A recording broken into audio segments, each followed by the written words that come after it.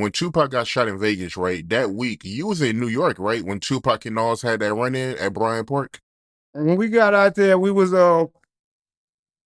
all met up at the MTV Awards, but before that, we was all riding around at the hotels and going around. We all had a hotel room, say Pac, Snoop, all of them. So we was with both of them. We was with Snoop and his uncle when everybody riding in the van going to places. We was with Pac man in his room talking and chilling and all that. So we was back and forth, and then we all met up and went to um the event. It was a big old park. They had a big old park blocked off. Everybody was out there. They had they had everything you could think of out there for free. They had big old bottles of champagne like this. So we started taking the bottles, giving them to the people. So we was all there, and we was there when I was there when Nas came up. When Nas and Tupac had their words, I was right there. Suge too. And Nas kept it 100. He was like, "Yeah, man, what's going on?" But and Tupac kept it 100 too. He said, "Yeah, man, I did some songs dissing you, but you know I ain't even tripping off that. I'm gonna take that off." So they talked it out and it was cool. Everything was cool after that. But before the shit jumped off, everybody still was because we was deep, but they was deeper. We out there, man. They could have demolished us if they wanted to. I don't know. They had guns in there too this time, but we out there on their turf, so I don't know. They probably would have killed all of us. I don't know. That could have happened. But Nas was real cool. Him and Tupac talked it out and everything went smooth after that. But yeah, Tupac and Snoop was mad about, the what Snoop said on the radio. And that was understandable, but it really, I told you, because Pac is just so loyal like that, man. If you with me, whoever my enemy is your enemy. But Snoop, being his own man, and I can see that I can't say I was just you're friends with them. And now, because you've got a beef with them, I can't see myself just saying fuck them. Now, then should he went on there and said what he said? I don't know. But I understand his point and I understand Pac's point. Both of them had a point. If he with me, he supposed to be riding on them. Because if he would have said, no, nigga, that was you, what you would have, now I said, fuck them niggas. Because I'm riding with you. But that would have been my street mentality talking instead of my grown man mentality talking. Like Snoop grown man was probably talking to him when he said, look, man, I ain't, them still cool with me. I ain't at the Puffy them. And that hurted Pop. Because we out here damn near bad boy killer. Yeah, for the people that don't know what you're talking about, right? He talking about when Snoop got on Hot 97 and said he was cool with Biggie and Puffy, knowing that Tupac had beef with him. But I did want to ask you, right? How was Tupac vibe like, and how was this conversation like after Snoop got on the radio and said what he said?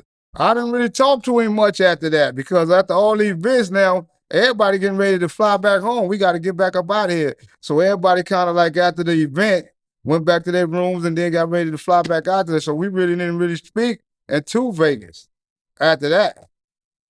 But he was mad. He was hot. He said a couple words and both of them were saying shit. You know why you be around people and they talking riddles, but you know what they saying? I can say that about both of them. That's what they was doing. Cause they both cool with O.F.T.B. So, they was like, we love Tupac and we love Snoop. So, we was like the middleman. I know Snoop, he always say that he was scared getting on a private plane back to LA after he made the comments about Biggie and Puffy. Cause he was scared that Tupac and Suge was gonna do something to him. So he said that he had like a fork and a knife underneath his blanket just in case they tried to attack him. Yeah, cause you don't. Anything can happen, bro. I'm telling you, I done seen it happen.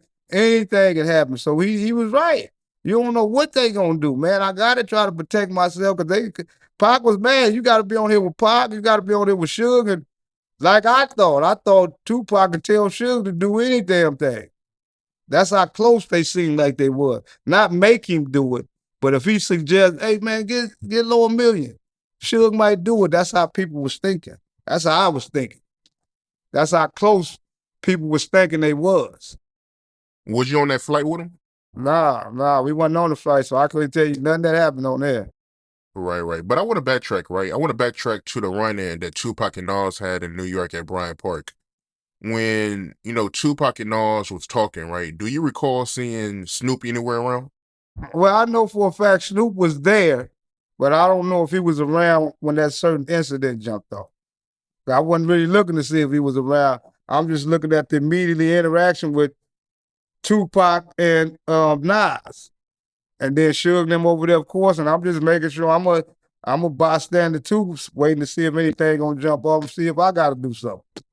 So I ain't even really watching for where everybody at. I'm just seeing what's interacting with Tupac and Nas, and I was close enough to hear a lot of that conversation, and it wasn't like a lot of these dudes is talking about. It wasn't no heated conversation or none of that at all. Yeah, I heard Nas came deep. Yeah, man, come on, man. That's not the, they love Nas out there, man. Come on, bro. Just like you love your people wherever you at, man. That's how gangbang it is, bro. That's how people get caught up. Everybody love their people, and if you do something to their people, that's just how New York and West Coast got into it. They ain't into it. It's your people into it. Biggie, my people, man. So whoever he against, I'm against. Tupac, my people. Whoever he against, he against. That's just how this world works, man. It's stupid, but that's how it works. But nah, the reason why I said that, Nas came deep is because, usually when people tell the story, they always say that Tupac was deep with a whole lot of Jersey people, but they never talk about how deep Nas was. Yeah, no, not listen, bro. They had to be deep. This is his turf, bro. What Suge was doing, by the grace of God, he lucky we got up out of there. Cause it didn't have to be Puffy and none of them, man. It could have just been the crazy goons in New York was mad, ready to take off. Period.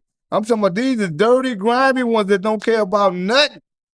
They ready to kill you. Now, who keeping them off of you? That was the Puffies and all of them telling them, no, don't do nothing right now.